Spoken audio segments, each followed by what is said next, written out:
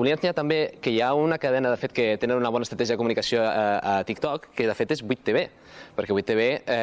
Té molts seguidors a TikTok, Té molts seguidors a TikTok, o sigui, té... De fet, és la cadena, crec, a tot Espanya amb més visualitzacions del nostre contingut. 276.000 seguidors a TikTok, i, doncs, com veieu, molts continguts que sobrepassen els centenars de visualitzacions, alguns en milions, i clar... I per què creus que té èxit 8TV a TikTok? Doncs perquè ho agafeu i feu tot en castellà, també.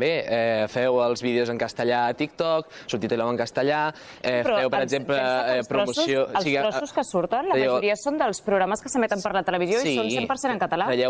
No, ho subtituleu tot en castellà... Els programes són en català i sí que es subtitulen en castellà. Per exemple, l'afer de Bona Nova, a l'Àtic, per exemple, hi havia gent convidada que deia que eren els partits polítics que creaven alarma social amb el tema de l'ocupació que no hi havia hagut fins al principi de la campanya electoral, però a TikTok agafeu i farmegeu likes, teniu likes, a base d'agafar i anar pujant els talls de seguidors, blanquegeu bàsicament Desokupa, traieu els talls de gent que blanqueja Desokupa, blanquegeu també la política d'extrema dreta... Crec que si mires també... És una bona estratègia per guanyar likes. Van compartir el vídeo de 8TV de la manifestació i tal, que era una cobertura que nosaltres fèiem com informativa, que van sortir en els diferents programes de televisió, i ho va compartir gent que no és sospitosa de blanquejar l'extrema dreta, ni molt menys, perquè el va compartir, ara no em sortirà el nom, el Jordi Évole, etc, i agafaven, i